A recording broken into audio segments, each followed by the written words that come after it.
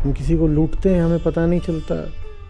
हम लुटते रहते हैं खुद, हमें पता नहीं चलता। ये रिश्तों की कहानी है। वो लेके घूम रहे हैं कोविड और ये लेके घूम रहे हैं स्वाइन फ्लू, और दोनों मिल गए आपस में। लेकिन दोनों इकट्ठे आए क्यों थे? दोनों को ही लग रहा था हम बहुत चतुर चालाक हैं, दूसरे से कुछ हासिल कर लाएंगे। इसी चमत्कार की बदौलत रिश्ते जब तक खिंच सकते हैं खिंच जाते हैं, जब तक ये बात बिल्कुल ही प्रकट नहीं हो जाती। लग नहीं रहा कि मुनाफा हो रहा है। एक समय था जब मैं फिल्में बहुत देखता था। 20 मिनट हुए नहीं है कि लोग झींकना शुरू कर दें, क्या है, बेकार है क्या। लेकिन मुझे कोई नहीं मिला जो पिक्चर से उठ के निकल जाता हो। तो समझ में ही नहीं आ रहा है कि पैसे तो तुम दे चुके और अब तुम समय और दे रहे हो, अधिक दे रहे हो, अतिरिक्त दे रहे हो, इससे नुकसान और बढ़ रहा है। हमें पता ही नहीं होता कि हम किस चीज़ के क्या दाम दे रहे हैं। हमारा हिसाब बहुत कच्चा है। गलत रिश्ते में तो इसी दुनिया, इसी पृथ्वी में अधिकांश लोग फंसे हुए हैं। तो नर्क क्या है? आपके रिश्तों का नियम ये है कि आप जितना सोच रहे होते हो आपको सदा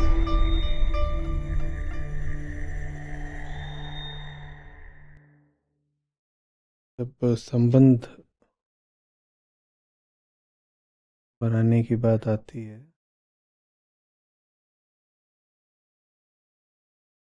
में से ज़्यादातर लोग वहीं अटक जाते हैं जो संबंधों का सबसे निचला तल है।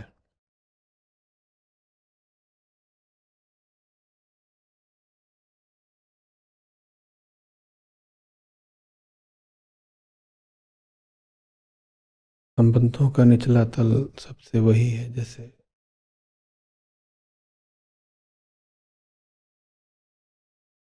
कुत्ते को बोटी और बंदर को केला।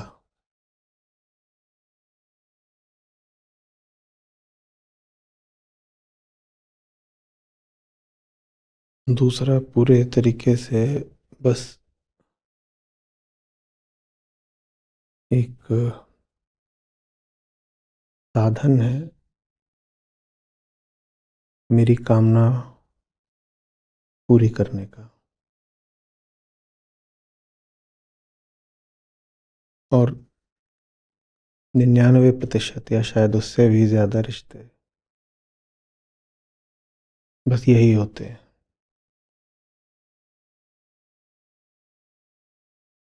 खुद से परिचय जितना कम होता है, खुद से फासला जितना ज़्यादा होता है,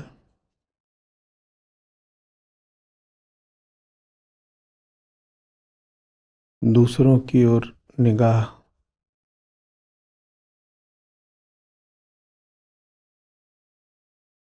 इतनी ज़्यादा स्वार्थ की, खुदगर्जी की,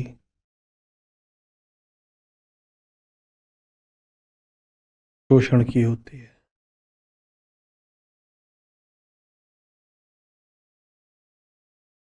ऐसा कोई सोच के फैसला करके नहीं किया जाता। ये होता है, ये होगा, ये नियम जैसी बात है, प्रकृति का नियम। गेंद उछालोगे तो नीचे आएगी, वैसा ही नियम।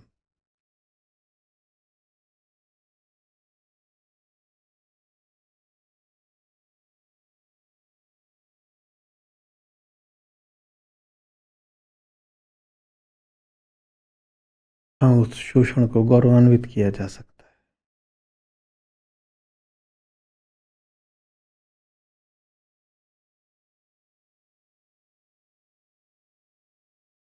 कभी जिम्मेदारी का नाम देकर, कभी किसी आसमानी व्यवस्था का हवाला देकर,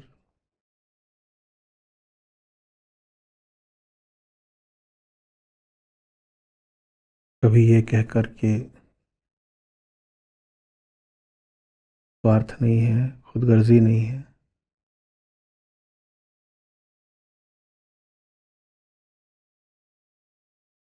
आदान प्रदान है, लेन देन है।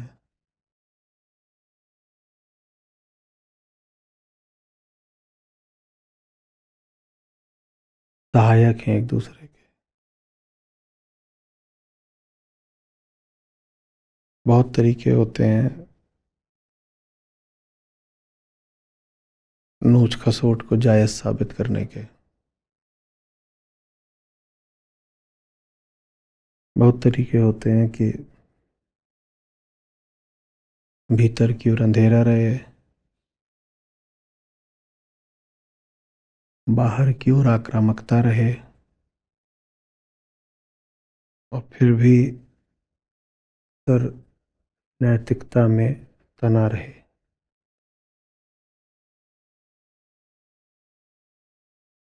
बहुत तरीके हो सकते हैं कि जिसका दोहन करो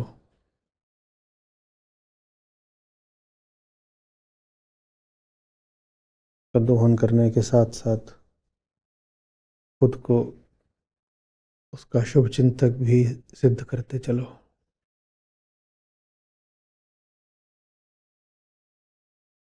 यह तो कि ये दोहन है ही नहीं, ये तो दूसरे की भलाई का साधन है।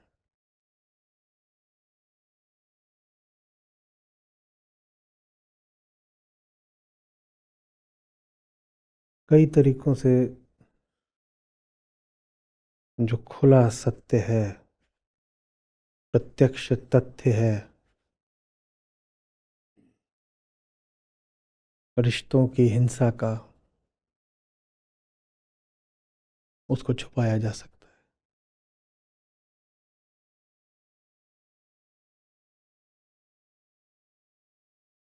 नहीं, मैं तुमसे कुछ लूट नहीं रहा हूं। मैं तो तुमसे बस वही मांग रहा हूं जो देना तुम्हारा कर्तव्य है।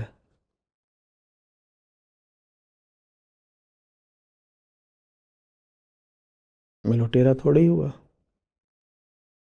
हक मांग रहा हूं।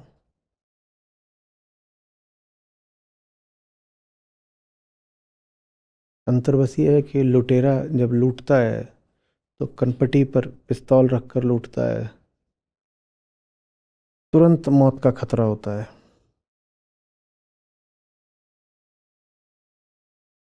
अभी ही मर जाओगे, वो ऐसा डर दिखाता है। और हम जब लूटते हैं तो कहते हैं देखो फलानी सेवा हमें तुमसे चाहिए और तुम नहीं दोगे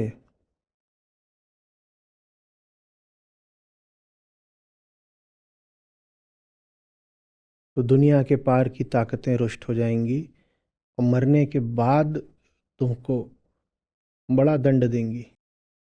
दोनों ही रिश्तों में कुछ लिया गया और दोनों ही रिश्तों में डर के ही आधार पर कुछ लिया गया। लुटेरे ने कनपट्टी पर ऐसे रखा, कहा दो। यहाँ लूट में थोड़ी ईमानदारी है।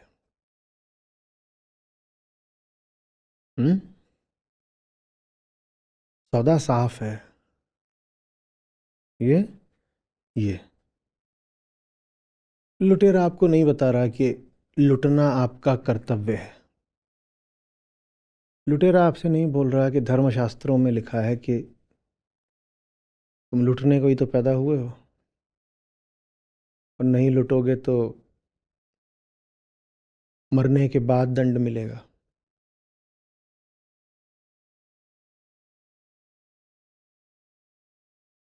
तो हमारे संबंधों में जब लुटाई होती है तो नीति सम्मत होती है, लोक धर्म सम्मत होती है, परंपरा सम्मत होती है। लगता ही नहीं कि लुटाई चल रही है। हम किसी को लूटते हैं, हमें पता नहीं चलता।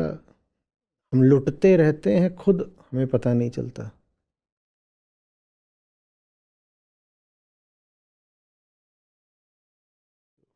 गन है, उसका लोहा बड़ी ईमानदार चीज होता है ना। लोहा माने लोहा। हम्म, और गोली माने गोली। वैसे सामने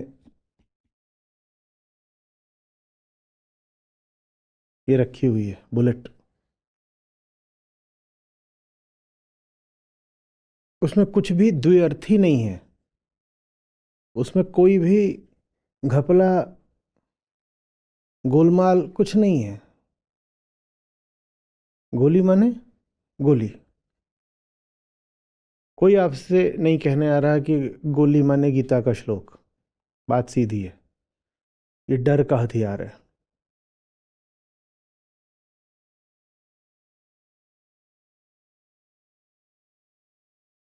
पर हम बहुत सारे ऐसे शब्दों को हथियार की तरह इस्तेमाल करते हैं कि जहां लोहा और गोली दिखाई ही नहीं देते। मुझे तुम्हारी सुरक्षा की चिंता हो रही है। इसमें किसी को वो सुनाई दी? रिवॉल्वर में जब वो घूमता है, वो सुनाई दिया क्या? फंस गए।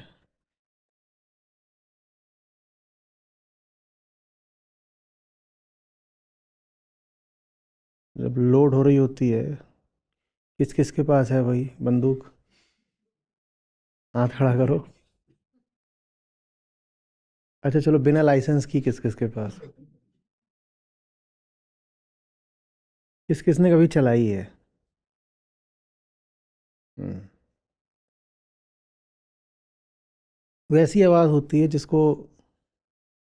जिसे आप चूक नहीं सकते, और जिनका वास्ता होता है हथियारों से, वो 10 और आवाजों के बीच में उस आवाज को पहचान लेंगे। कौन सी आवाज? लोडिंग। घोड़ा तैयार हो रहा है। वहां पता चल जाता है घाव लगने वाला है, क्योंकि लोडिंग हो गई है। मुझे तुम्हारी सुरक्षा की चिंता हो रही है। किसको सुनाई दिया कि अब घाव लगने वाला है? सुनाई दिया?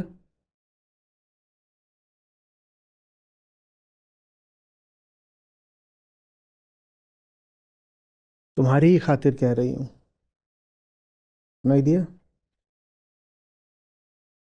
6 की 6 लोडेड है उसमें।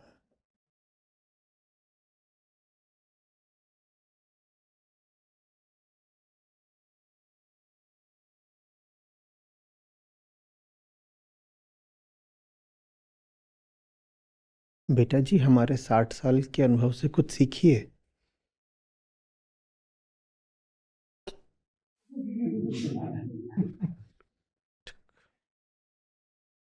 पर सुनाई नहीं दिया ना, तभी तो कह रहा हूं। लोहे जैसी ईमानदारी शब्दों में नहीं होती। भाषा तो बेईमानी का औजार है।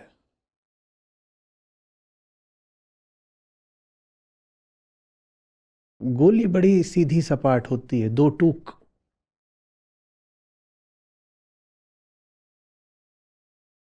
चली और लगी।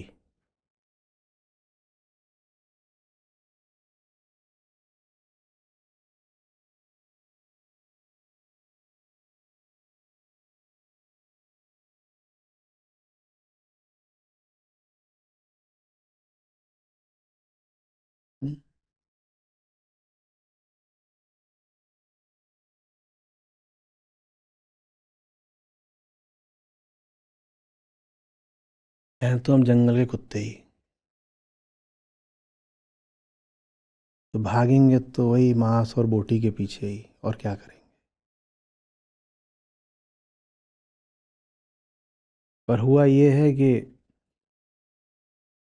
कुछ भले और बड़े लोगों ने हमें बता दिया कि ये काम जो है ना, गंदा होता है, निचले स्तर का होता है।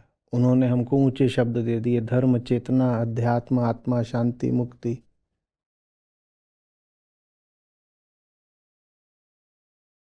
तो ये पता चल गया कि दूसरे को नोचना अच्छी बात होती है, गंदी बात होती है। और हैं अभी हम जंगल के कुत्ते ही। जंगल का कुत्ता अब बेईमानी से नोचता है। वो शहरी हो गया है, वो अपने आप को सभ्य बोलता है, सुसंस्कृत बोलता है, करता वही सब कुछ है जो, पर अब उसके ऊपर एक दबाव आ गया है। क्या? कि बड़े लोग बता गए हैं कि मत नोचो, खसोटो, शोषण, हिंसा इत्यादि ठीक नहीं है। तो अब वो अपनी नोच खसोट को नैतिकता और शालीनता के कपड़े पहना के रखता है।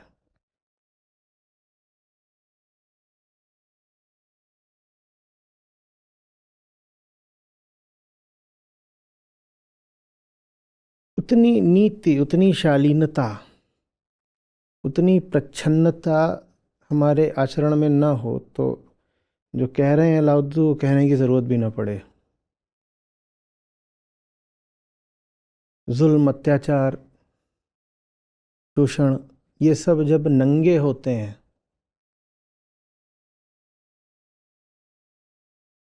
तो समाप्ति इनकी आ जाती है। ये चल इसीलिए जाते हैं क्योंकि इनका रूप दूसरा होता है। इन्होंने अपना अलंकार श्रृंगार कर लिया होता है।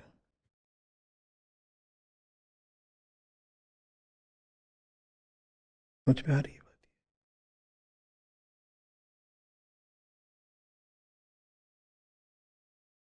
सबसे ज्यादा सवाल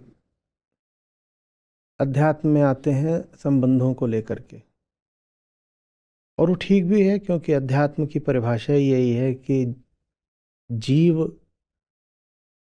संसार से रिश्ता क्या बनाए, यही जानना अध्यात्म है। अहंकार का संसार से सही संबंध तय करना ही अध्यात्म है। तो सबसे ज्यादा जो सवाल आते हैं वो संबंध को, रिश्ते को ही लेकर के आते हैं। और सुनने में सबसे कठिन जो जवाब होते हैं वो भी संबंधों के प्रश्नों के ही होते हैं।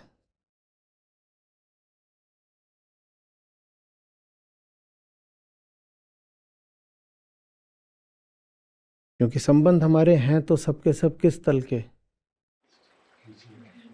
कोई भी संबंधों वाला आप सवाल लेकर के आओगे तो उसमें बात तो यही निकल के आएगी कि तुम्हारा और दूसरे का संबंध कुत्ते और बोटी का है। अब बताओ आगे करें बात?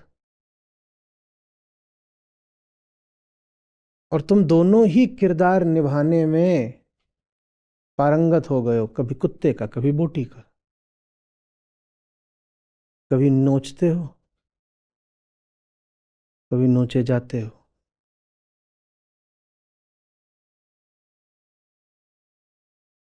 और जैसे ही बताना शुरू करते, नहीं ठीक है हम समझ गए, आगे मत बताइए, जवाब वगैरह मिल गया।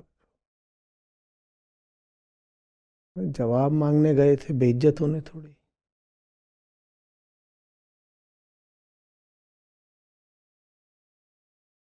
लाजवाब हो गए।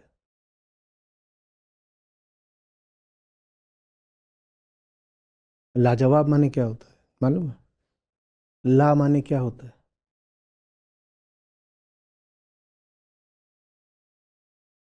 ला माने नहीं,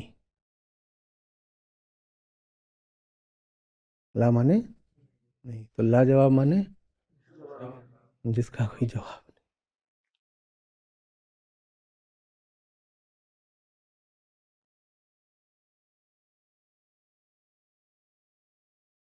लाउदू कह रहे हैं क्या आप प्रेम कर सकते हैं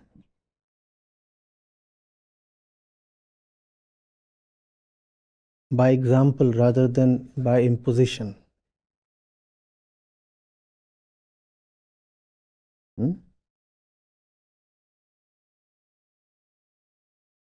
क्योंकि हमारा प्रेम इम्पोजिशन वाला ही है,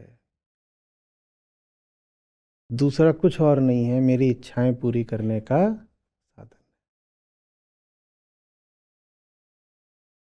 हाँ, अब उससे इच्छा पूरी करवाने के लिए कुछ उसकी इच्छाएं पूरी करनी पड़े तो मैं कर दूंगा। लेकिन भीतरी गणित मेरा यही है कि अगर मैं उसकी इच्छा पूरी करने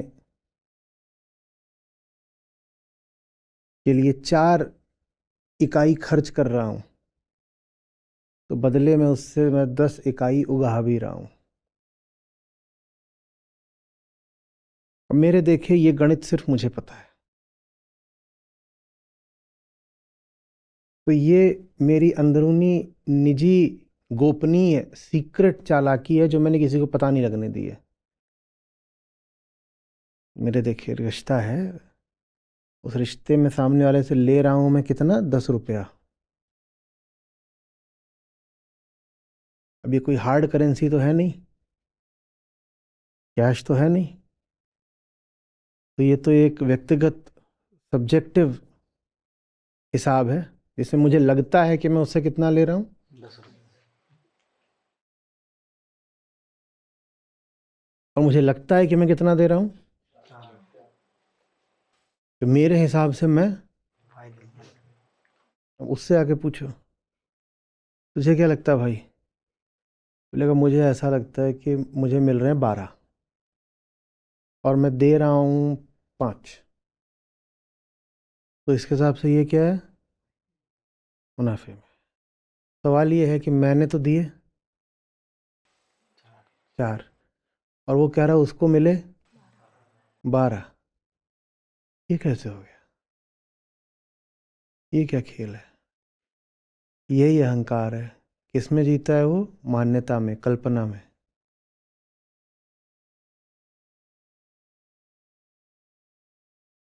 आपके रिश्तों का नियम ये है कि आप जितना सोच रहे होते हो आपको सदा उससे कम मिल रहा होता है, आप जितना सोच रहे होते हो आप सदा उससे ज़्यादा दे रहे होते हो। लेकिन रिश्ते चल रहे हैं, चमत्कार है, क्यों, क्योंकि दोनों ही पक्षों का गणित गलत है, दोनों ही सोच रहे हैं कि दोनों ही मुनाफे में है।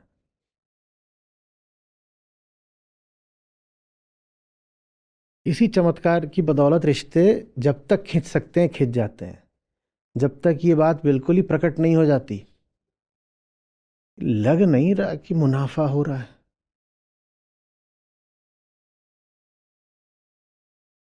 जैसे आपका बैंक स्टेटमेंट आपको बार बार दिखाया जाए कि इस साल इतना और बढ़ गया, इस साल इतना और बढ़ गया, इतना और बढ़ गया, और कागज पर बढ़ा, और आप विथड्रॉ करने जाएं तो वहां पे 2 पैसा ना निकले, तो आपका बढ़ अगर इतना रहा है तो मिल क्यों नहीं रहा है। जैसे कोई कंपनी पीएनएल में अपने प्रॉफिट एंड लॉस में स्टेटमेंट में हर साल दिखाए इतना मुनाफा, इतना मुनाफा, इतना मुनाफा, और बैलेंस शीट में एसेट्स बढ़ ही नहीं रहे हैं। अगर मुनाफा हो रहा होता तो कहीं दिखाई भी तो देता ना, बस वो कागज पर ही है। तो बहुत सालों बाद धीरे धीरे करके ये बात स्पष्ट होने लगती है कि मैं जितना सोच रहा हूं कि मुझे मिल रहा है उतना मिला नहीं है,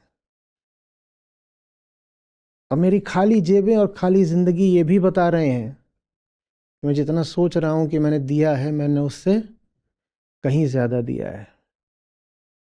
और अहंकार अपनी नज़र में तो बिल्कुल फन्ने खां होता है ना, वो कहाँ मानता है कि रोज रोज लुट रहा है, वो कहता है लुटना तो मूर्खों का काम है, हम तो होशियार हैं। तो वो हमेशा अपने नुकसान को कम करके गिनता है, जहाँ कहीं उसने अपनी होशियारी से रिश्ता बनाया होता है वहाँ वो अपना नुकसान कम करके गिनेगा, कहीं नहीं जाता। अपना मुनाफा हमेशा बढ़ा चढ़ा के देखेगा, आज अगर मुनाफा ना दिख रहा हो तो भविष्य में देखेगा, कहेगा अभी कुछ नहीं पर होगा, मिलेगा। और अब भविष्य बड़ी लंबी चौड़ी चीज होता है, तो ये रासपाश होते कई कई साल लग जाते हैं कि जो तुम सोच रहे हो कि मिला है या मिलेगा, कहीं नहीं है। तब तक गाड़ी खिंच चुकी होती है, जिस भी विषय से आप संबंधित होते हैं, चाहे वो कोई व्यक्ति हो, चाहे खरीद फरोख्त का कोई फैसला हो, चाहे करियर की कोई दिशा हो जो आपने पकड़ ली हो, ये सब पकड़ने की चीज़ें होती हैं। तब तक इतने साल बीत चुके होते हैं कि आपको उसकी आदत लग गई होती है। और फिर आप कहते हो अब नुकसान हुआ तो हुआ। आदत खतरनाक, लग गई तो लग गई। अभी पता भी चला कि ये दिशा हमारे लिए ठीक नहीं है, तो भी अब 10 साल 20 साल बीत गए, अब थोड़ी बदलेंगे। अब तो सेट हो गए, चाहे जो कर रहे हैं।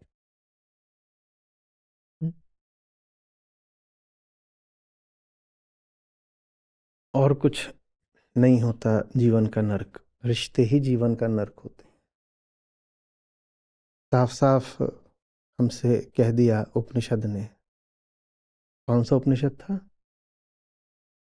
जहाँ ऋषि से पूछा था कि बताओ नर्क क्या होता है? निरालम। निरालम। निरालम माने टिकना मत।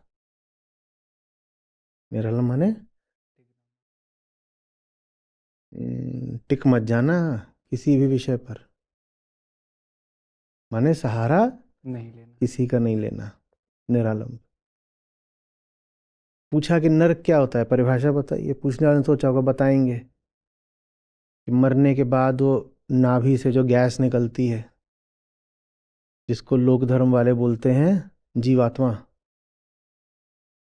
उस गैस को कोई देवदूत आकर सूंघता है, और अगर वो ज़्यादा बदबूदार हुई तो उसको जिस जगह फेंक दिया जाता है उसको नर्क बोलते हैं। तो कोई सीवर, कोई गटर जैसी जगह होती है नर्क। ऋषि बोलते हैं कि गलत रिश्ता ही नर्क है। गलत रिश्ता ही नर्क है। बोलते हैं कि जो लोग संसार के विषयों में ही बिल्कुल पचे हुए हों, उनकी संगति ही नर्क है। ये उपनिषद की, वेदांत की नर्क की परिभाषा है। तो नर्क को भी रिश्तों के ही संदर्भ में परिभाषित किया। नर्क की भी परिभाषा में रिश्ते ही लाए केंद्र में। क्या कहा? जहां रिश्ता गड़बड़ है वही जगह नर्क है।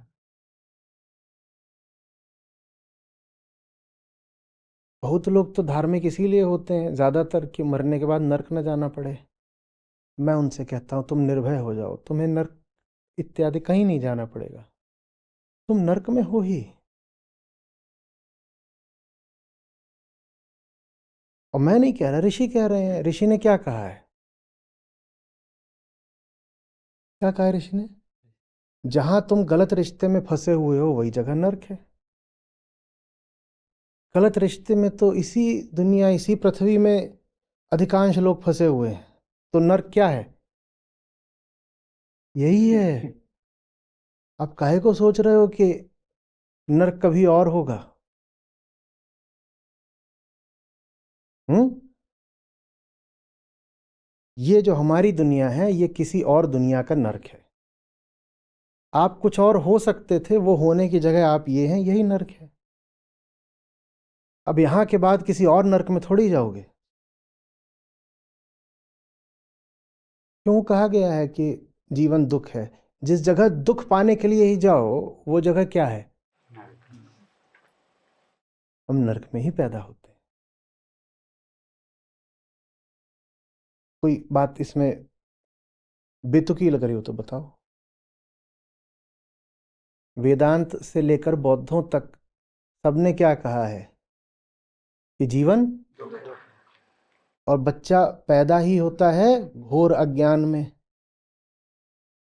जहां तुम दुख पाने के लिए ही जाओ, जहां तुम अज्ञानवश ही मौजूद हो, वो जगह क्या कहलाएगी?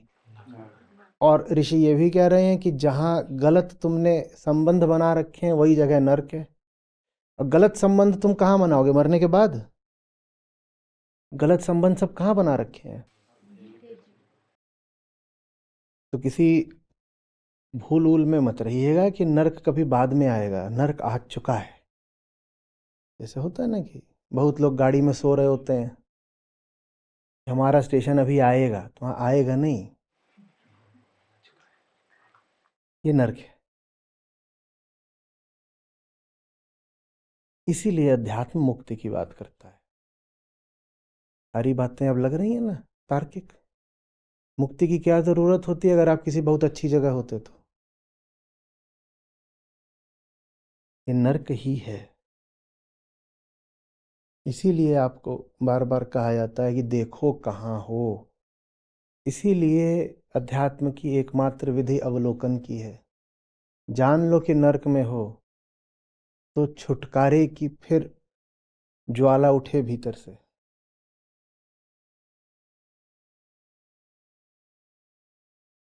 हम्म? सारी बातें अब एक दूसरे से मेल खाती दिखाई दे रही हैं। क्यों मैं कहा करता हूं कि कोई नहीं तुम्हें मिलने वाला मृत्यु के बाद कुछ भी। मृत्यु के बाद क्या मिलेगा, हमारा तो जन्म ही नहीं हुआ।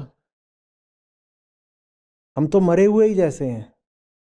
और मरने के बाद जो हो सकता है वो हमारे साथ हो रहा है। मरा हुआ माने अचेत होना। पूरी तरह अचेत हो जाने को ही कहते हैं मृत्यु। तो पूरी तरह अचेत तो है ही हमारा जीवन।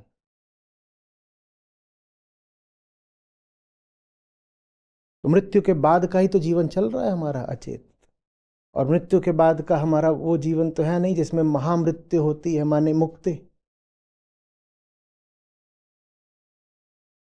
दो तरह की मृत्यु होती है ना। एक तो ये कि जीने की संभावना से वंचित रह गए तो इसलिए मृत्यु है। और दूसरी ये कि ऐसा जिए, ऐसा घोर जिए कि मुक्ति मिल गई, महामृत्यु हो गई हमारी। वो वाली तो संभावना कुछ खुली नहीं कि जबरदस्त जीवन ने हमें मुक्ति ही दे दी हो। तो हमारी तो मृत्यु वो है कि हम जिंदा ही नहीं हुए, पैदा ही नहीं हुए। यही नर्क है। नर्क में वो सब पहुंचते हैं जो कभी पैदा ही नहीं हो पाए। उनकी मृत्यु पैदा न हो पाने की मृत्यु है। जैसे गर्भपात हो गया हो। 80 साल तक गर्भ में रहे, अस्तित्व के गर्भ में, प्रकृति के गर्भ में इतने अवसर मिलते रहे लगातार कि पैदा हो जाओ, पर झुन्नू लाल अपनी होशियारी में मारे गए। वो बिना पैदा हुए ही फिर मर गए। यही नर्क है। तो सही रिश्ता फिर क्या होता है? जो मरा आदमी होगा उसकी पहचान ये होगी कि वो मृत्यु का ही वाहक होगा, संचारक होगा।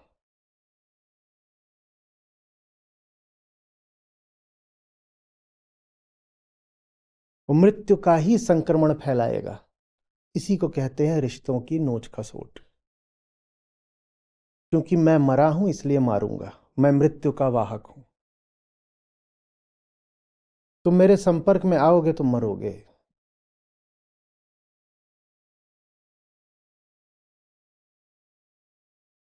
मैं ऐसा हूं कि मुझे एक पौधा दे दो, मैं उसको भी मार दूं।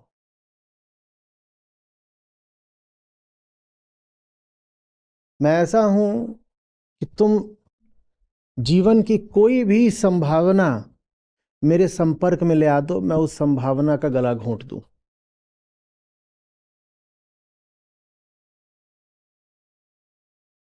जो मुझसे निचले स्तर के हैं, जिन पर मेरा बस चलता है, उनको तो मैं मार ही दूं। मुर्गा मिल गया काट के खा जाऊंगा। क्यों? क्योंकि मैं कौन हूं? मैं मरा हुआ हूं। मैं क्या फैलाता हूं? मैं मौत फैलाता हूं।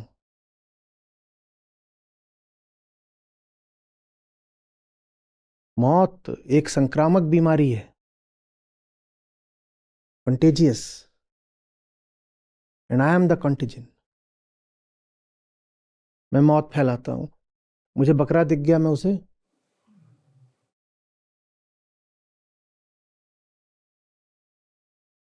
मुझे सड़क पे छोटा कोई पिल्ला दिख गया, मैं उसे लात मारूंगा। मैं कहीं खड़ा हूं पेड़ के आसपास, मैं उसकी छोटी टहनी तोड़ना शुरू कर दूंगा, फूल तोड़ना शुरू कर दूंगा, पत्ती तोड़ना शुरू कर दूंगा। मैं मौत हूं। क्योंकि सब मरे ही होते हैं जब तक वो जीवन के अवसर को हाँ न बोल दें। सब मरे ही होते हैं जब तक वो साफ साफ न मान लें कि वो मरे हुए हैं।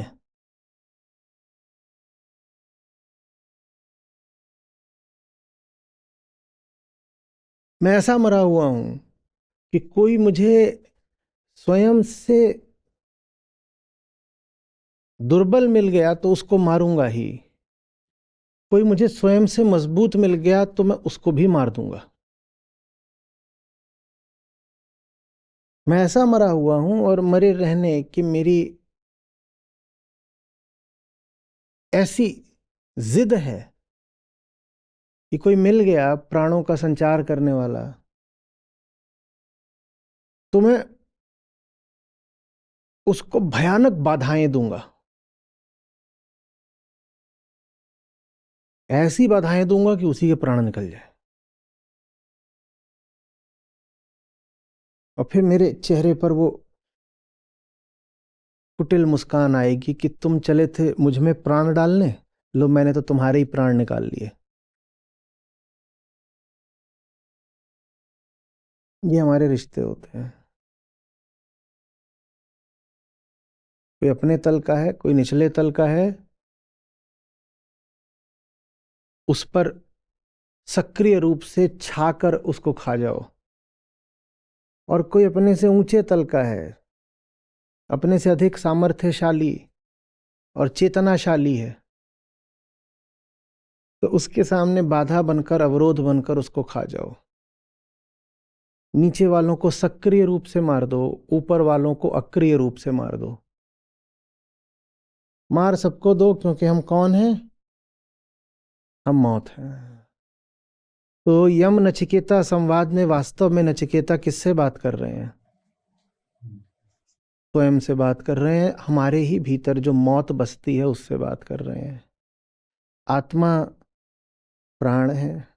क्या गाया था आपने? आत्मा क्या है?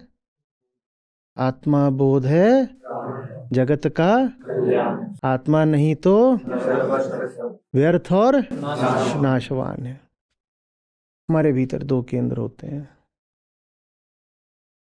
जिस केंद्र से इस शरीर का जन्म होता है वो मृत्यु का केंद्र है। कितनी मजेदार बात है, मृत्यु के केंद्र से हमारा जन्म होता है। सब हो गया।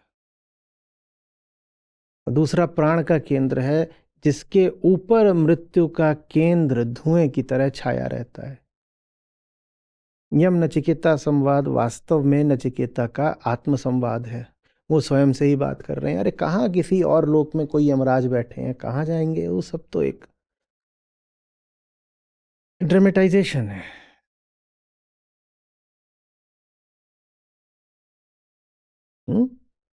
नाटकीकरण है, ताकि आपको लगे अच्छा ऐसा हुआ। लड़के ने बाप को देखा, बाप धर्म के चक्कर में लोक धर्म वाली हरकत कर रहा था, लड़के को पसंद नहीं आया। लड़के ने बाप से जबान लड़ा दी। बाप ने कहा निकल जा, तुझे मौत को दिया। लड़का बोला दिया तो जा रहा हूँ। लड़का चलते चलते यमराज के यहाँ गया, 3 दिन तक इंतजार किया। फिर यमराज आए। यमराज ने कहा अरे ये क्या पूछ लिया तूने कि मौत क्या होती है? कुछ और पूछ ले बच्चे, तुझे इस तरह के खिलौने दे दूंगा और रुपया पैसा। लड़का बोला वो सब नहीं है, बताओ मौत माने क्या? तो यमराज ने फिर इधर उधर की कुछ बातें बताई। लड़के ने कहा नहीं, और बिल्कुल सटीक एक बात। और फिर यमराज ने जो बातें बताई वही कठोपनिषद बन गई। कहानी अच्छी है, पर कहानी अपना काम कर गई हम पर।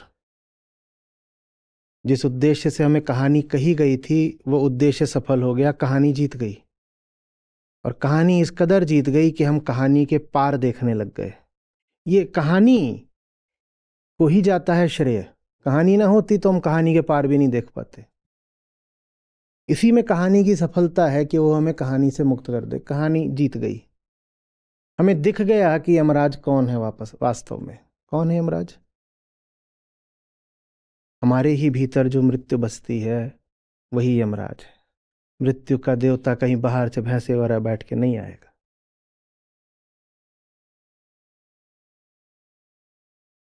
यही जीवन है, यही मौत है। मौत तथ्य है और जीवन सत्य होकर भी संभावना मात्र है। इतनी अजीब बात है।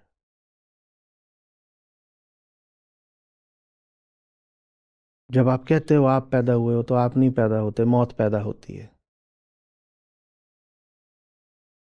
हम ढोल पीटते हैं, हिजड़े आके नाचते हैं, तो वाह वाह वाह क्या बात है,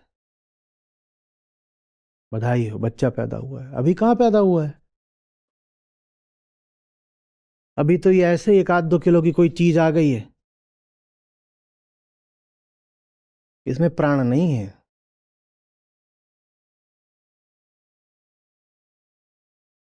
प्राण या तो ग्रंथ डालेगा या गुरु डालेगा या फिर उसकी अपनी सत्यनिष्ठा डालेगी।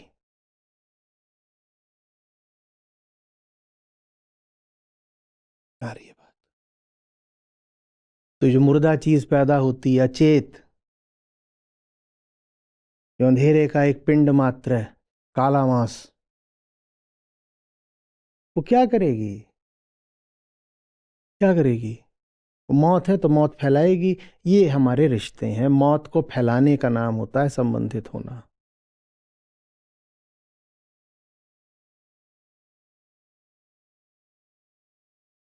चैन नहीं मिल रहा था मुझे अपनी बीमारी अपने तक रख के, अब तुझ तक मेरे जीवाणु पहुंचने चाहिए।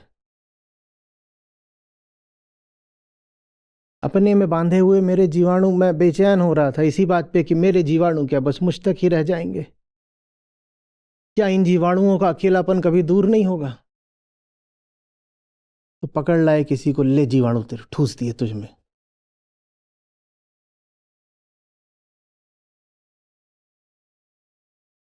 वैम्पायर ऐसी चीज जानते हैं क्या होती है? क्या होता है? जो अपने जैसा बना लेते हैं।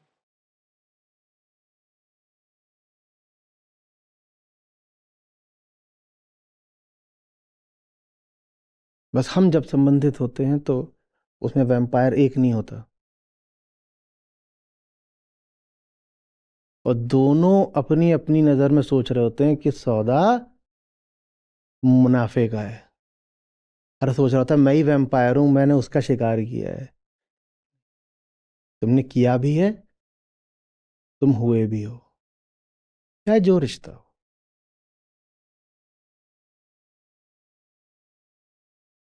हम कब किसी दूसरे के पास जाते हैं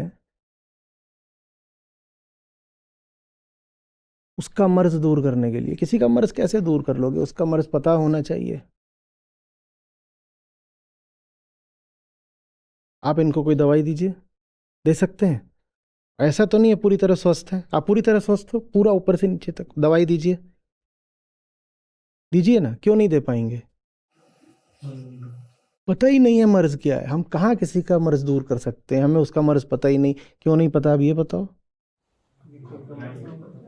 अपना ही नहीं पता, इन्हें अपना पता है कि आपका पता करेंगे? तो दूसरों के पास हम उसका मर्ज दूर करने नहीं जाते, दूसरों के पास तो हम जाते हैं बस इन्फेक्शन फैलाने।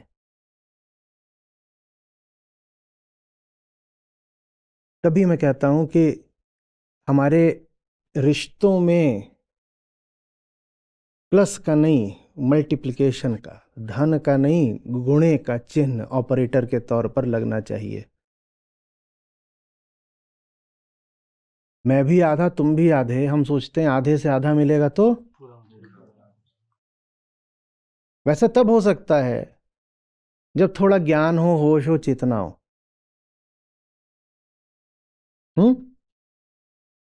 भाई ये ज्ञानी हैं आंखों के, और ये ज्ञानी है फेफड़ों के, और इनकी, ये जो फेफड़ों के ज्ञानी हैं इनकी आंखें खराब थी, और जो आंखों के ज्ञानी थे उनके, तो चूंकि ये दो ज्ञानियों के मध्य ज्ञान का रिश्ता बना, तो अब ये हो जाएगा कि आधा और आधा मिलकर एक हो जाएंगे। उनकी आंखें ठीक हो जाएंगी, उनका, क्योंकि दोनों ही चिकित्सक हैं, दोनों ही मर्ज को जानते हैं, और दोनों में इतना आत्मज्ञान है कि ये भी जानते हैं कि इनकी आंख खराब है, हम जानते हैं मेरी आंख खराब है, और वो भी मानते हैं कि उनका फेफड़ा खराब है। तो इन दोनों के मध्य तो ये संभव है कि आधा आधा मिला तो मिलके एक हो जाएगा। अब देखो, ये कि हमारे रिश्ते कैसे होते हैं।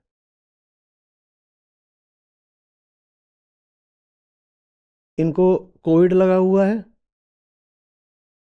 ठीक है, और इनको बताओ बताओ, बहुत उत्सुक हो रहे थे। हाँ बताओ, इनको क्या लगा है? Swine flu. चल ठीक है, इन्हें स्वाइन फ्लू लगा हुआ है। ना वो जानते कि वो कोरोना वायरस लेके घूम रहे हैं, ना ये जानते कि ये स्वयं की बीमारी को जो जान गया वो क्या कहलाता है? आत्मज्ञानी। तो आत्मज्ञान का भी ना इनके पास है ना इनके पास है। वो लेके घूम रहे हैं कोविड और ये लेके घूम रहे हैं स्वाइन फ्लू, और दोनों मिल गए आपस में। तो क्या होगा? आधा आधा मिलके एक होगा? क्या होगा? आधे का आधे में गुणा हो जाएगा, आधे थे चौथाई रह जाएंगे। ये हमारे रिश्तों में होता है। हमारे रिश्ते संक्रमण फैलाने का काम करते हैं, उपचार करने का काम नहीं करते।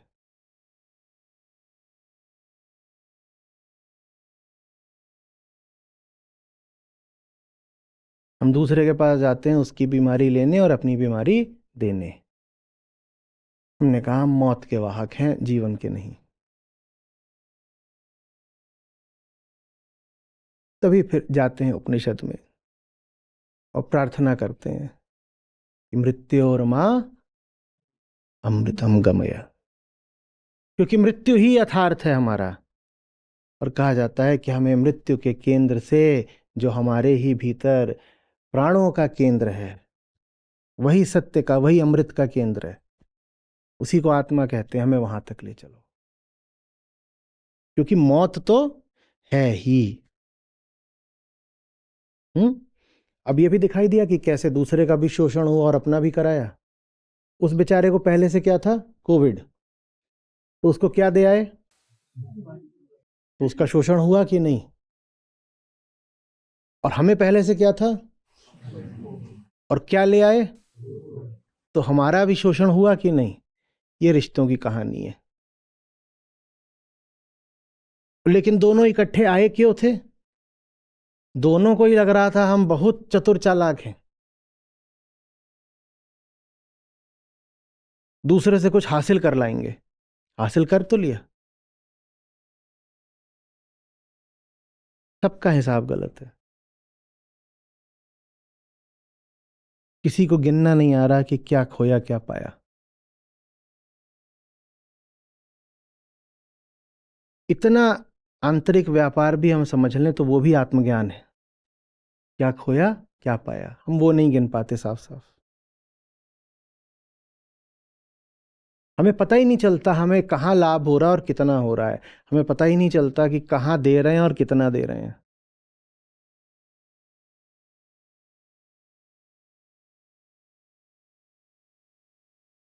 एक समय था जब मैं फिल्म में बहुत देखता था, जब तक आप लोग मेरी जिंदगी में नहीं आए थे। जब मेरे पास रात में कम से कम 11-12 बजे के बाद थोड़ा वक्त होता था, तो जो आखिरी शो होता था वो मैं लगभग 10 साल ऐसा चला है कि हफ्ते में 2 बार 3 बार जो कुछ भी लगा है मैं चला जाता था देखने। सब कुछ निपटा निपटू गए, कुछ नहीं बचा, सड़क खाली है, जा करके वहां बैठ गए। उसमें कितनी बार देखा, क्योंकि मैं तो जितनी सड़ी गली होती थी सब देखता था। मैं कहता था इसमें और आम जीवन में कोई अंतर तो है नहीं। अगर मैं इस फिल्म को नकारना दुत्कारना चाहता हूं तो फिर जिंदगी में जो कुछ चल रहा है, सड़कों पे जो कुछ चल रहा है, मेरे प्रतिभागियों में जो कुछ चल रहा है, मुझे वो सब कुछ नकारना दुत्कारना पड़ेगा। जब मैं उनको नहीं कह सकता कि दफा हो जाओ, तो यहाँ स्क्रीन पे जो चल रहा है वो बिल्कुल वैसा ही है, उसको कैसे कह दूं दफा हो जाओ? मैं सब बड़े निरपेक्ष भाव से देखता था। हाँ दिखाओ। दिन भर मल वर्षा हुई है भाई, शास्त्रीय सत्र है तो थोड़ी शालीन भाषा में बोलना पड़ता है, नहीं तो मैं जो मेरी साधारण भाषा है उसमें बोल दूं तो लोग बुरा मान जाएंगे। दिन भर मल वर्षा हुई, अब तुम रात में भी कर लो थोड़ी और, ठीक है। तो अब उसमें बहुत बार देखूं 20 मिनट हुए नहीं है कि लोग झींकना शुरू कर दें, ये क्या है, बेकार है, क्या बता, हूटिंग कर रहे हैं, ये सब भी हो रहा है, चिढ़ रहे हैं, सामने की 2 कुर्सियों पे बैठे हुए हैं, वो उसको गाली दे रही है, तुम्ही ने कहा था यहाँ आने को, तो बोला रहे तो पिक्चर देखने थोड़ी आए हमें, हाँ।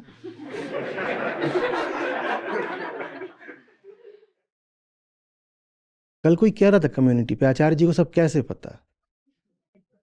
अरे हम माने आसमान से टपके हैं, सब देखा है, हर चीज से गुजरे हैं, लेकिन मुझे कोई नहीं मिला जो पिक्चर से उठ के निकल जाता हो।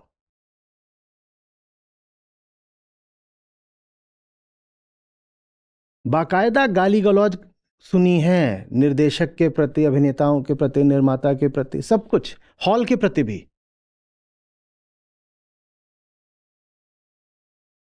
हर चीज के प्रति। उठ के जाते किसी को नहीं देखा। हमें पता ही नहीं होता कि हम किस चीज के क्या दाम दे रहे हैं, हमारा हिसाब बहुत कच्चा है। तो कह रहा हूं हम ठीक से व्यापार भी नहीं जानते।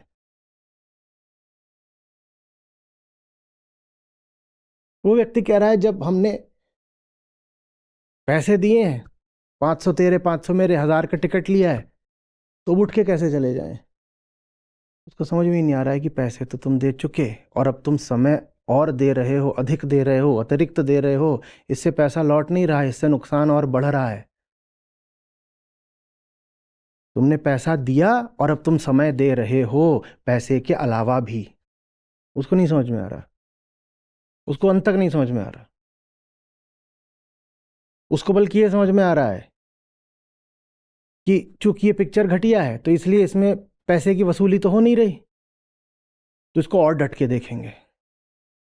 वसूलना है, बल्कि इसको 2 बार देखेंगे। वसूलना है, ये है झुन्नू की बुद्धि। हमें कहां समझ में आता है किस में हमें क्या मिल रहा है और किस में हम क्या दे रहे हैं। जहां बात सूक्ष्म है, सटल है, जहां नोटों की आवाज सुनाई नहीं देती,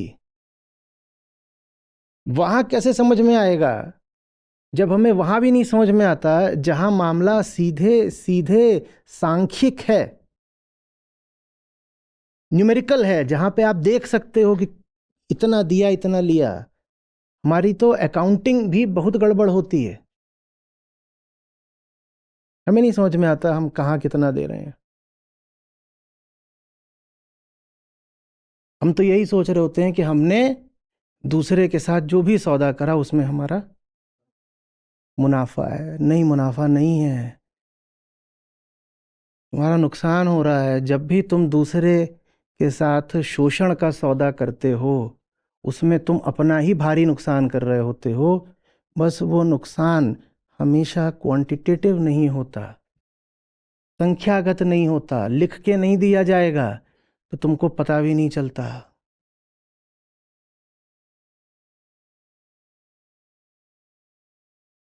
और हम ऐसे स्थूल जीव हैं कि जो चीज आंकड़ों में न पकड़ी जा सकती हो, जो चीज क्वांटिटेटिवली एक्सप्रेस ना हो सकती हो, हम उसकी क्वांटिटी लगा देते हैं 0।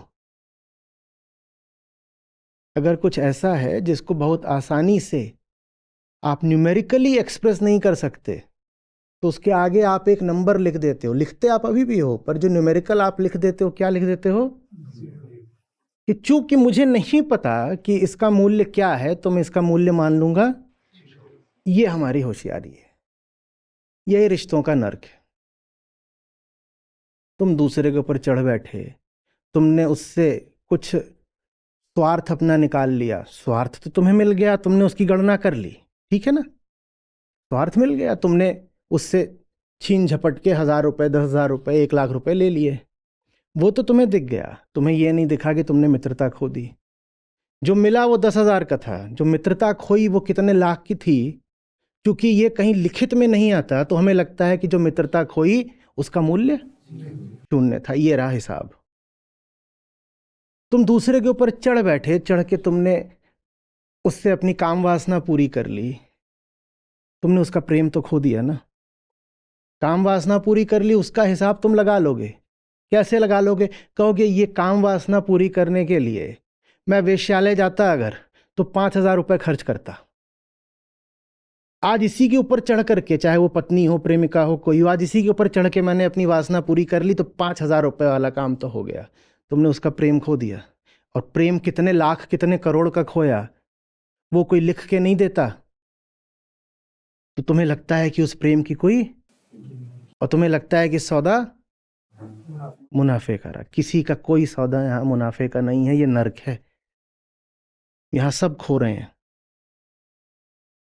यहां सब खो ही रहे हैं। और हर आदमी अपनी दृष्टि में चालाक है। मैं पूछ रहा हूं, सब चालाक हो तो सब दुखी क्यों हो? चालाक तो वो होता है ना जो अपने लिए कोई जाकर के मनचाही वस्तु तिकड़म से हासिल कर ले। सबसे ज्यादा मनचाही वस्तु कौन सी होती है? सुख। अगर तुम चालाक हो तो दुखी क्यों हो बताओ ना। अगर चालाक होते ही तो अपनी चालाकी से क्या हासिल कर लिया होता अब तक? बताओ ना। तुम्हारी चालाकी से तुम्हें सुख मिला है, और चालाक होके भी अगर दुखी ही हो तो तुम चालाक नहीं हो। हम्म। हम्म।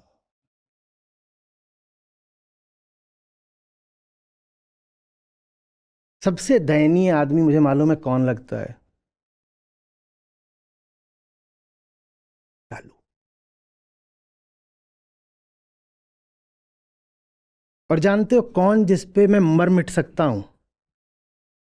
सीधा, भोला, इनोसेंट।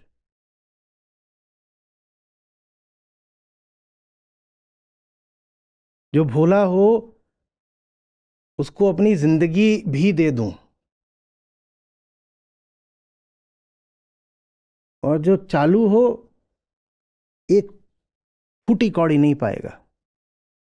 आओ दिखाओ चालाकी, हम तुमसे ज्यादा चालाक हैं। एक फूटी कौड़ी नहीं पाओगे हमसे। हाँ, सीधे बन जाओ, बच्चे की तरह खड़े हो जाओ सामने, जिंदगी ले जाओ हमारी, हाजिर है, सब कुछ दे देंगे, निछावर है।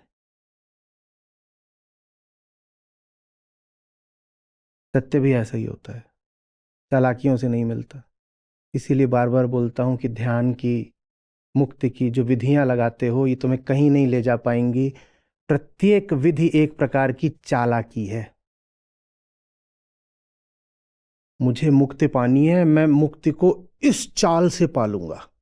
और चाल क्या है कि पहले ऐसे करो, फिर आंख बंद करो, फिर बकरी के दूध में ऊँटनी का दूध मिलाओ। तुम किसको चाल दिखा रहे हो?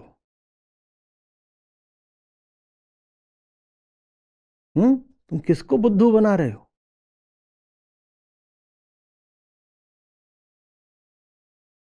तुम सत्य को ये सब खुराफात करके पालोगे?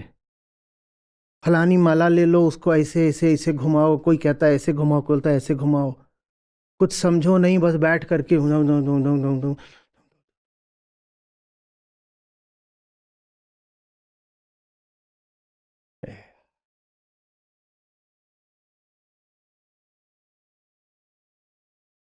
दुनिया का बुद्धू बनाते बनाते इनको लगता है ये सत्य को भी बुद्धू बना लेंगे।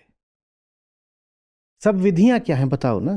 कोई विधि नहीं होती, नग्नता ही एकमात्र विधि है। सारी अपनी चालाकियां अपने ऊपर से उतार दो, नंगे होके खड़े हो जाओ, यही मुक्ति है। कोई विधि काम नहीं आएगी, कोई विधि काम नहीं आएगी।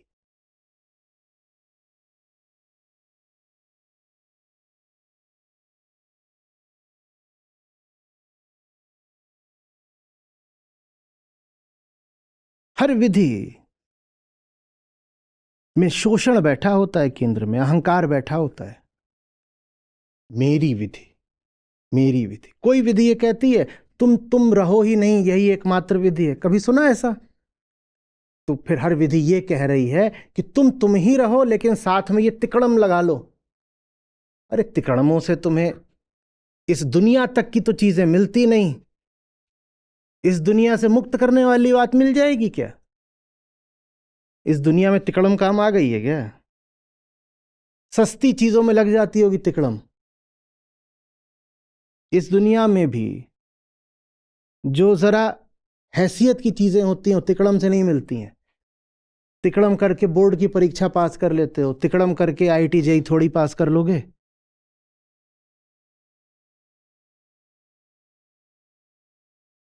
तिकड़म करके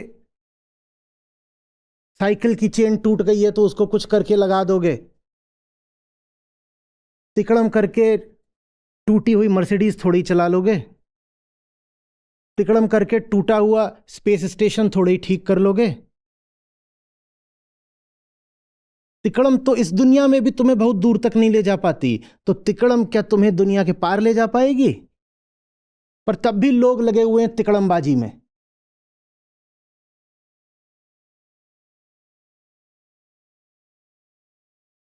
अपना नाम बताइए। सूरज। आज से सूरज। सूरज कैसे लिखते हैं आप? हिंदी में सूरज। हाँ, अंग्रेजी में कैसे लिखते हैं? SURAG। आज से आपके नाम की स्पेलिंग है, वर्तनी है SABCIKOORST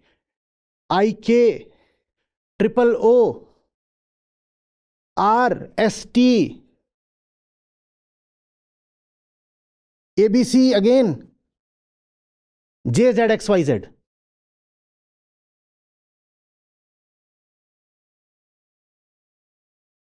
अब आपको मुक्ति मिल जाएगी।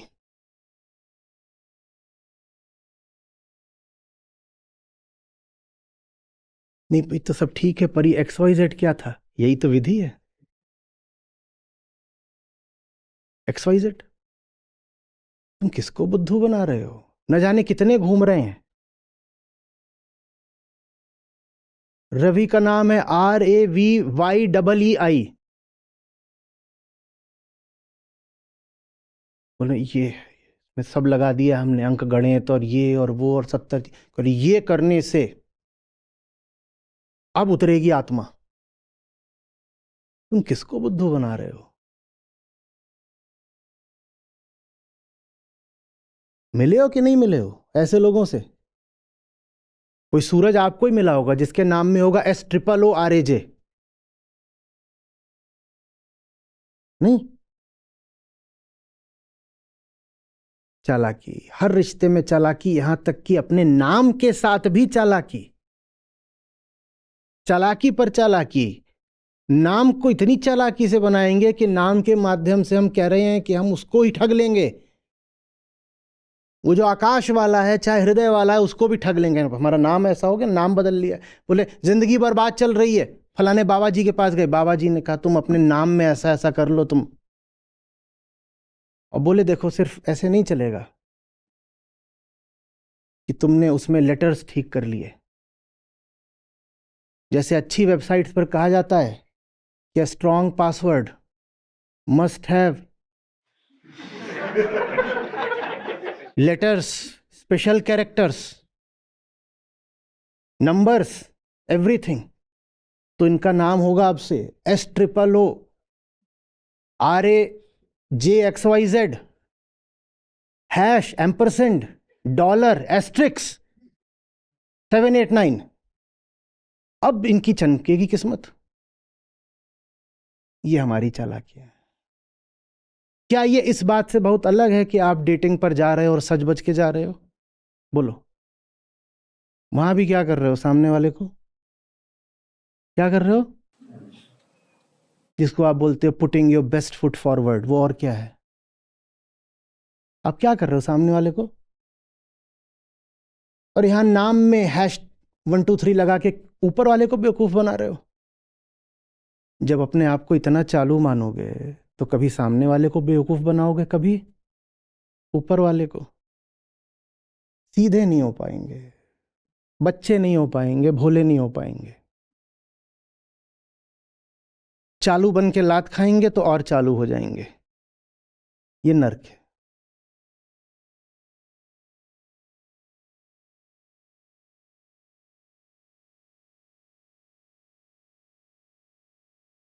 एक का मैंने देखा, वो कोई सहगल थे, उन्होंने अपना नाम बदल के सीगल कर लिया।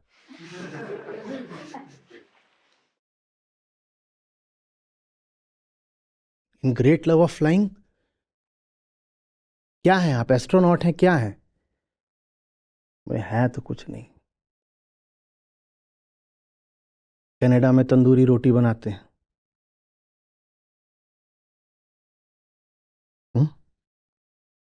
ईगल हो गए।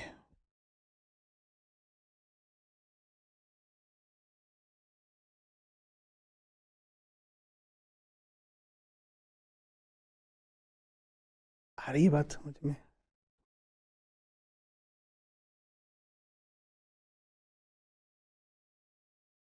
और शोषण हम कभी प्रकट रूप से ज्यादा करते नहीं। प्रकट ही हो जाए, हमने कहा, तो बात बिल्कुल रिवॉल्वर और गोली की तरह ईमानदारी की हो जाएगी। प्रकट हो जाए तो मिट जाता है। हम को कहाँ कोई गोली मारता है अब, तो अखियों से गोली मारे।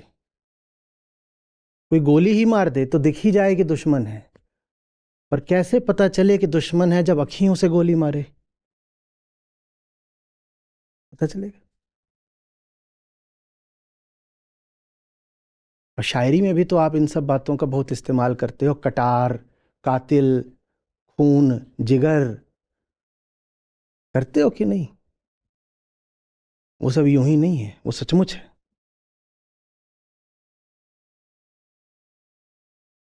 हाय, दिल ले गया। अब यही कोई आकर के हो तुम्हारी किडनी ले जाता, तुम कहते हो स्कैंडल है। कहीं जाते हो वहां पे एक किडनी कोई लेके निकल गया, वो तो स्कैंडल हो जाता है। और यही गानों में खूब गा रहे हो कि फलाना आके फलानी आके दिल ले गया, वो स्कैंडल क्यों नहीं है?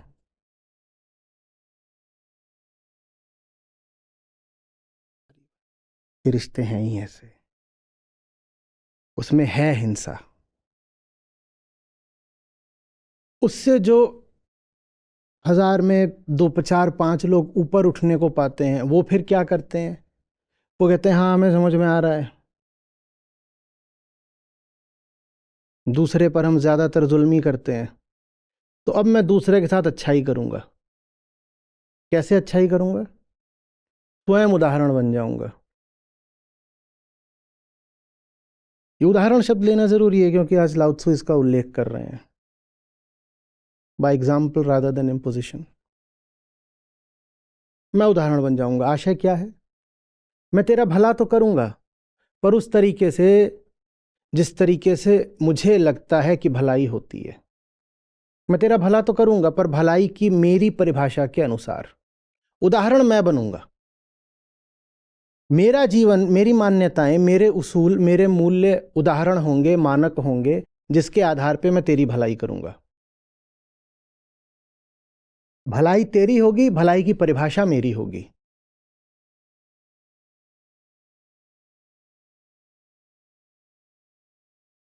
ये जो बिल्कुल अंधेरे और अज्ञान का रिश्ता सा, उससे थोड़ी सी ऊपर की बात हो गई। थोड़ी सी, बस थोड़ी सी। जहां आप कह रहे हो नहीं भलाई तो करनी है, और अपनी ओर से आप गंभीर भी हो, सिंसियर भी हो कि भलाई तो करनी है, बिना ये देखे कि भलाई आप कह किस चीज को रहे हो, कि भलाई का आपने अपना ही कुछ सिद्धांत बना रखा है जो पता नहीं कि सत्य से मेल खाता भी है और कितना।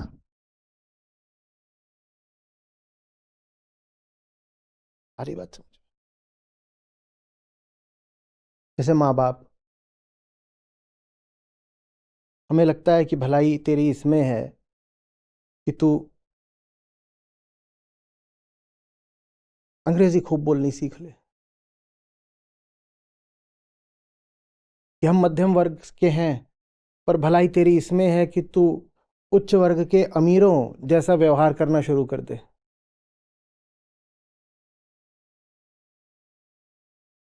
कि भलाई तेरी इसमें है कि जिस दिशा में आजकल सबसे ज्यादा पैसा है और करियर है, तो उसी दिशा की पढ़ाई शुरू कर दे।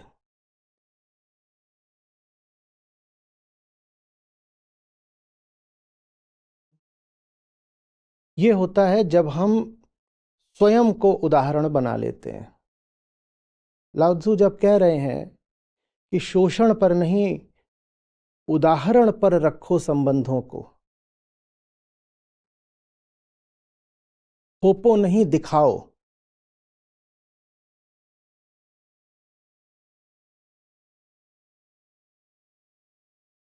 उनको मजबूर मत करो, उन्हें प्रदर्शित करो। तो वो आपसे ये नहीं कह रहे हैं कि अपनी प्रदर्शनी लगा दो,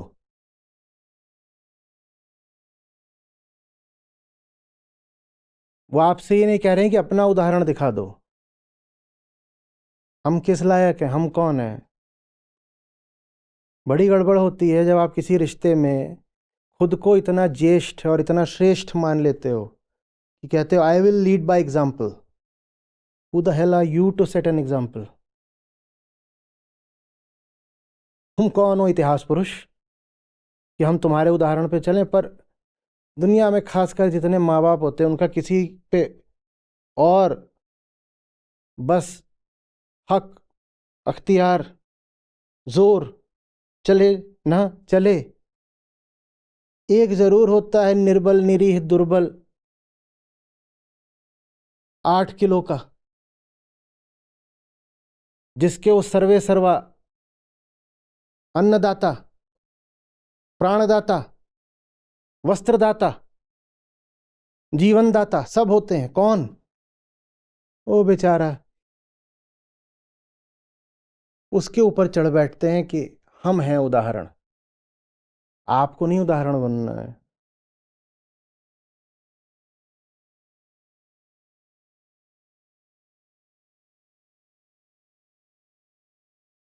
स्वयं से तो मुक्त करिए उसको, नन्ही जान को।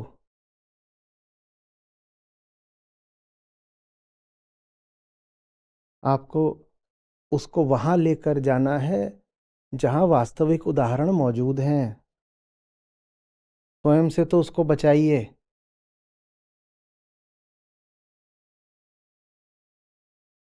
मैं उन माँ बापों को बहुत अच्छा मानता हूं जो अपनी छाया से भी अपने बच्चे को बचाते हैं। क्योंकि लोग हम कौन से हैं? हम संक्रमणग्रस्त लोग हैं। आपको जब कोविड हुआ रहता है तो आप अपने बच्चे को छाती से लगाओगे? आपको तो कोविड से ज्यादा बड़ा कोविड है, तो अपने बच्चे को क्यों अपने पास रखे हो?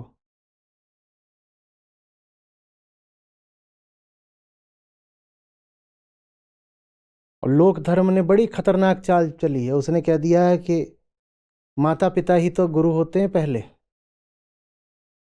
ये माता पिता गुरु कैसे हो गए? नहीं तो खुद गुरु की अभी सख्त जरूरत है। ये लगभग वैसी ही बात है कि तुम अगर चिकित्सक से मिलने गए हो तो आज जो भीड़ लगी हुई है मरीजों की, वही तो पहले चिकित्सक हैं भाई। एक्सप्लेन, ये क्या था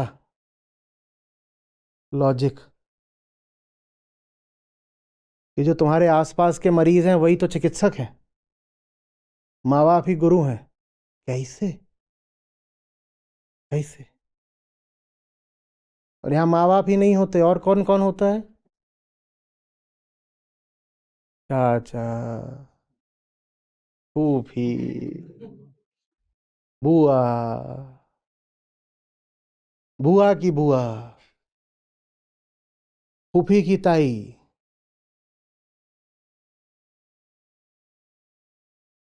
माने मरीजों का पूरा मोहल्ला। और वो छोटा सा बेचारा, और ये सब मिल के उसका इलाज करेंगे।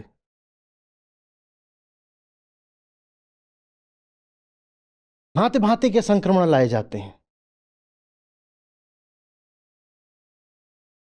नाना प्रकार की बीमारियां।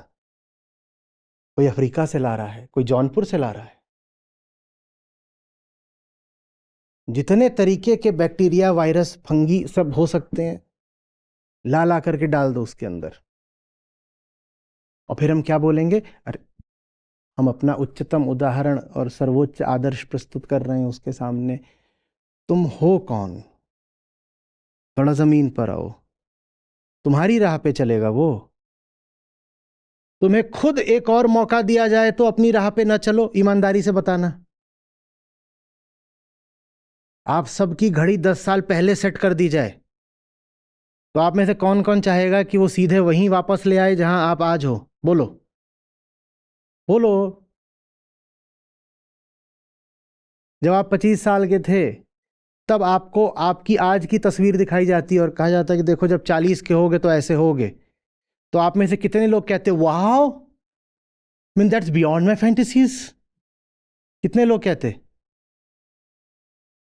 कितने लोग कहते? जब आप खुद अपने जैसा नहीं होना चाहते तो उस बेचारे नन्नू को अपने ऐसा क्यों बनाना चाहते हो?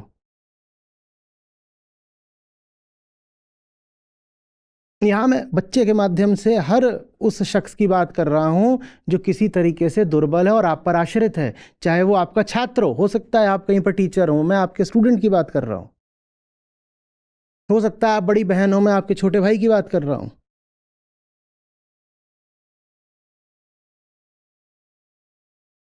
हो सकता है आप किसी अजनबी से मिले हो, पर वो इंप्रेशनेबल अजनबी है, आप उसके ऊपर एक छाप छोड़ सकते हो। मैं उस अजनबी की बात कर रहा हूं, मैं हर उस आदमी की बात कर रहा हूं जो आपसे प्रभावित हो सकता है। आप क्यों उस पर अपना प्रभाव डालना चाहते हो? आपका सचमुच अगर बस चले तो आप अपने ऊपर भी अपना प्रभाव न डालो। आप स्वयं से इतने ऊबे हुए हो, है कि नहीं? बोलो। हर आदमी पागल रहता है कि मुझे कोई दूसरी जिंदगी मिल जाए। दूसरी जिंदगी के लिए ही तो इधर उधर भागे फिरते हो। अपनी जिंदगी खुद तो छोड़नी है ताकि दूसरी मिल जाए, और ये जो अपनी छोड़ी हुई जिंदगी है झूठी, ये किसको चटा देनी है? बच्चे को। क्यों चटा देनी है? तो जब लाओ त्जू कह रहे हैं उदाहरण, तो खुद उदाहरण मत बन जाना। और अहंकार को बड़ा इसमें रस आता है। कोई तो मिला जो हमसे नीचे का है, नहीं तो दफ्तर का चपरासी भी हमारी नहीं सुनता। ये सुनेगा, और नहीं सुनेगा तो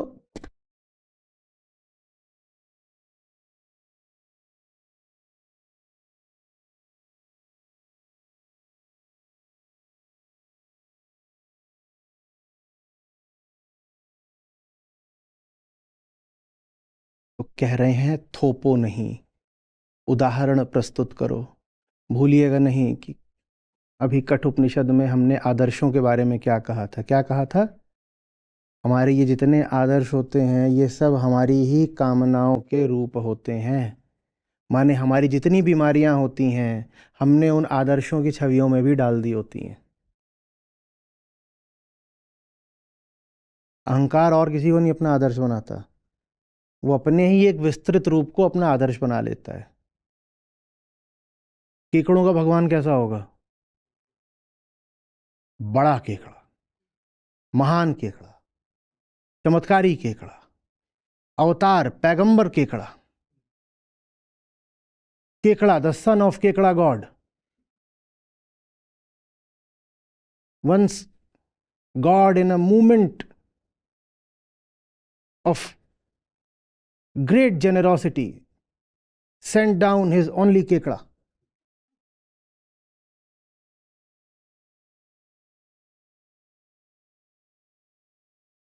और कोई नहीं होते हमारे आदर्श। आप केकड़े हो तो पक्का है कि आपने अपने को ही फुला करके अपना आदर्श स्थापित कर लिया है।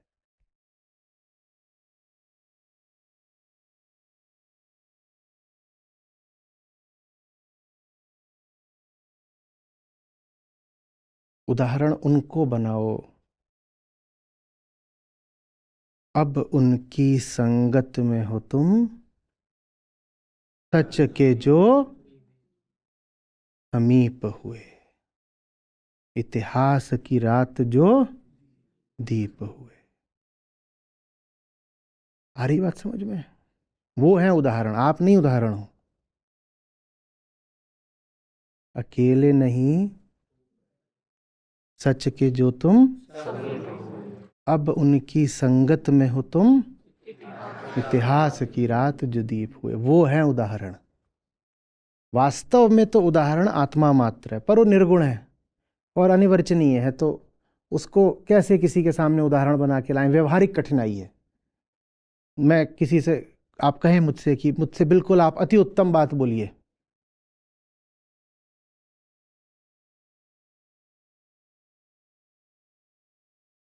क्या पता चला आपको? अब अति उत्तम बात बोली नहीं जा सकती, तो हम वहां फंस जाते हैं।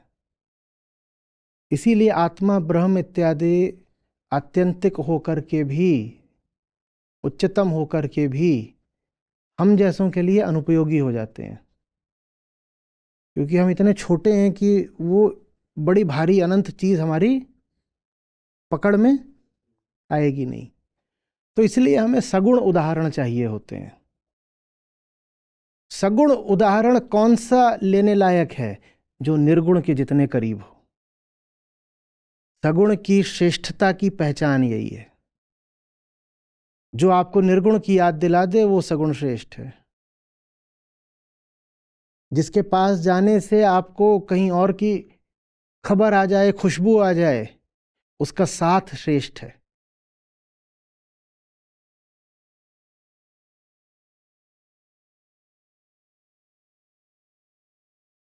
वो है उदाहरण। हम्म?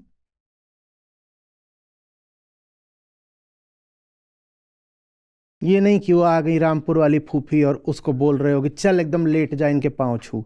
अपने आप से ईमानदारी से पूछो, है है है और यही है, तो फिर उसको कृष्ण के आगे झुकने को मत बोलना अब। क्योंकि ये ऐसी बिकाऊ चीज नहीं है कि हर जगह झुके। कोई बिकी हुई चीज दोबारा बिक सकती है? अपनी कार है, एक बार बेच आए हो, फिर कहो इसको दोबारा बेचेंगे? बेच सकते हो क्या? हक बचता है कोई?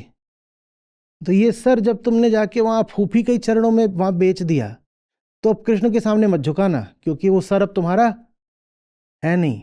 हो गया, गलत जगह उसको बेच आए, अब बेच दिया तो बेच दिया। अब यहीं पे तो आकर के आप लोग के हाय राम, जब तक दब छुप के चल रहा है, हाँ, कि बैकुंठ भी मिल जाए और स्वार्थ भी न छूटे, तब तक तो बढ़िया है। पर जैसे ही कहा जाता है कि मामला जरा आप खुले में आने दो, अखाड़े में सबके सामने सार्वजनिक हो जाए दो दो हाथ, हाँ वो जरा आज ना आ जाओ, आज कुछ पेट में कुछ हलचल है, फिर ठीक। अब फूफी ही उदाहरण बनेगी, जहां तुमने उसका सर झुकवा दिया, अब वो वैसा ही बन के रहेगा। और अब उसको दोष मत देना, तुमने ही सर झुकवाया था उसका वहां पर। सर कोई छोटी मोटी चीज नहीं होती है, सारा अध्यात्म इसी को प्रेषित होता है, ये सर ही है। सर माने यही अहंकार है, यही है अहंकार, सर। इसी को काटने की बात करते हैं संत। इसको कहाँ झुकना है? सिर्फ तो वहां झुकना है सिर्फ, तो यहां क्यों झुका दिया? इतिहास की रात जो दीप थे, बस वो उदाहरण बनने योग्य हैं। उनके अलावा न किसी को देखो, न किसी को सुनो, न किसी को सोचो। भाड़ में जाए दुनिया। ये है कौन? और व्यवहारिक कारण से इनसे कुछ लेन देन करना भी पड़े तो कर लो लेन देन, पर झुक मत जाना। दुकान में जाते हो, सौदा लेते हो, कुछ पैसा दे देते हो, तो नमन थोड़ी करने लगोगे वहां। हाँ तो ठीक है, दफ्तर में काम करते हैं, अपना श्रम बेचते हैं, श्रम बेच करके कुछ पैसा ले लेते हैं। श्रम बेचा है, जमीर थोड़ी ही बेचा है,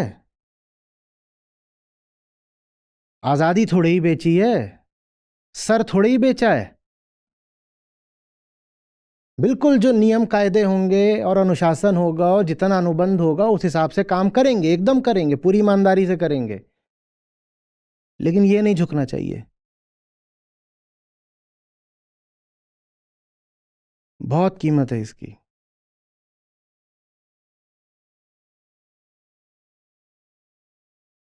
हे सर, आप तो मेरे रोल मॉडल हो। Hey come on man, even faking has a limit. हर चीज फेक कर रहे हैं,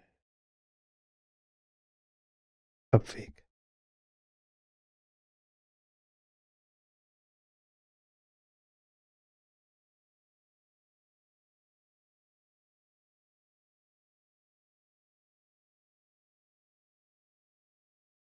कौन सा संबंध बनाना है?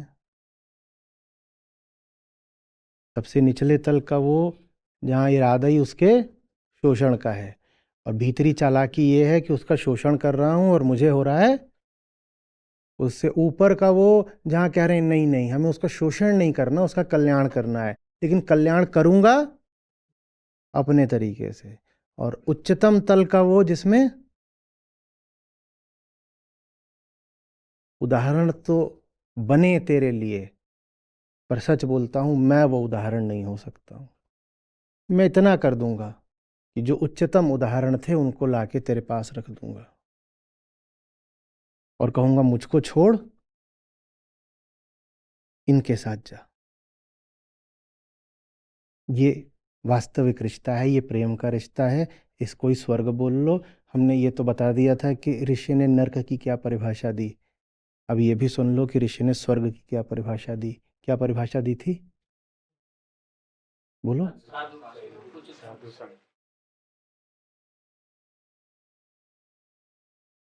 मुक्त जनों की संगति ही स्वर्ग। संसार में बंधे हुए लोगों की संगति ही नरक है, और संसार से आजाद लोगों की संगति ही स्वर्ग है। तुझे चाहता हूं तो मैं तुझे उच्चतम संगति लाके दे दूंगा, और विनम्रता से स्वीकार करता हूं कि मैं तो वो नहीं हूं कि दावा कर सकूं कि मैं खुद आजाद हूं। इतनी हिमाकत नहीं करूंगा, ना इतना स्वार्थ दिखाऊंगा कि खुद ही उदाहरण बन के खड़ा हो जाऊं कि लो मुझे देखो।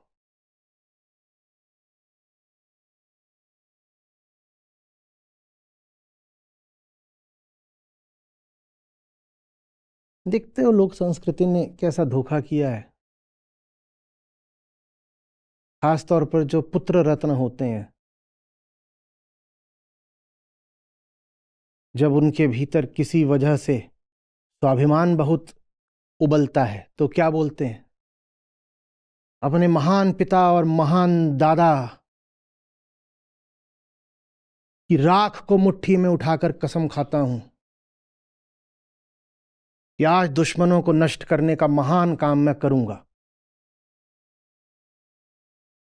तुम्हें महानता से ही रिश्ता रखना है तो अपने बाप दादा से क्यों रख रहे हो? वो कहां के महान थे?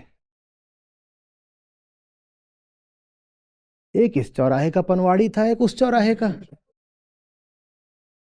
यही तुमको मिले थे उठा करके घोषणा करने के लिए। पर लोक संस्कृति ने बार बार यही सिखाया, हमारे महान पूर्वज। अरे जो सचमुच महान थे उनको मान लो ना अपना पूर्वज। क्यों नहीं कह सकते हो कि हम राम की कृष्ण की औलादे हैं? क्यों नहीं उनको ही अपना बाप दादा मान लेते? कोई समस्या है? वैदिक अपना धर्म बताते हो, वेदों ने तो नहीं कहा कि तुम झुन्नू के पुत्र हो। वेदों ने कहा तुम अमृत के पुत्र हो, तो अमृत को अपना बाप मानो ना। क्या समस्या है? जाति हमारी, गोत्र हमारा, बाप कौन है?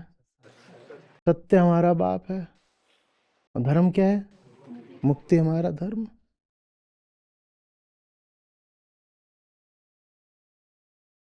पर लोक संस्कृति ने यह करा है कि आदर्श रूप में भी, उदाहरण रूप में भी प्रस्तुत करा है। तो किसको किसको? कि जो हमारे ही बाप दादा थे वही हमारे उदाहरण बने, वही आदर्श बने। क्यों बने भाई? वो क्यों बने? वास्तव में उनमें अगर प्रेम होता और करुणा होती तो उन्होंने खुद अपने मुंह से कहा होता कि बेटा कुछ भी कर लेना, मुझे अपना आदर्श और उदाहरण मत बनाना। पर वो खुद आदर्श उदाहरण बन गए, और ये करके उन्होंने बाधित कर दिया, ब्लॉक कर दिया। किसको? किसी राम को, किसी कृष्ण को, किसी बुद्ध को, किसी महावीर को, किसी कबीर को। इनको उन्होंने ब्लॉक कर दिया। बोले हम ही तो हैं आदर्श, हमारी सुनो। वही राजपाल यादव, मैं हूं, मेरी ओर देखो।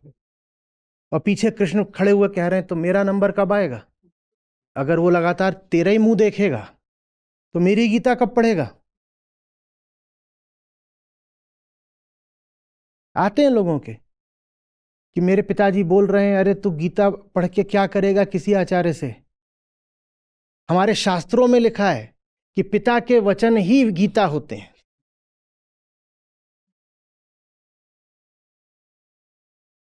पिता के वचन गीता होते हैं।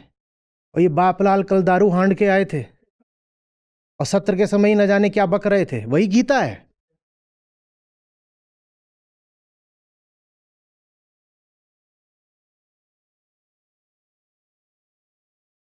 समझ रहे हो? ये लोक धर्म का खेल पूरा ये आपको दैहिक बनाता है, बायोलॉजिकल। तो ये आपके आदर्श भी उनको ही बनने देता है जिनका आपसे शरीर का रिश्ता हो।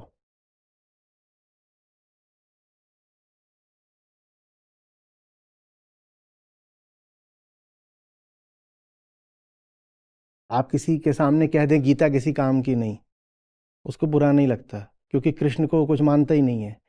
आप उसके बाप के बारे में कुछ करते, बाप पे मत जाना। अच्छा, जब गीता के बारे में बोल रहे थे तब तो तूने नहीं कहा कि कृष्ण पर मत जाना, क्योंकि लोक संस्कृति ने तुझे बता दिया है कि जो तेरे शरीर का, इसका मांस का बाप है, बस वही बाप है। कृष्ण को तो तू बाप मानेगा ही नहीं। तो कृष्ण का अपमान हो रहा हो या गुरु का अपमान हो रहा हो, वहां तुझे जरा फर्क नहीं पड़ता। लेकिन जिसके वीर्य की बूंद से तू पैदा हुआ है उसके बारे में कुछ बोल दो तो मत जानो।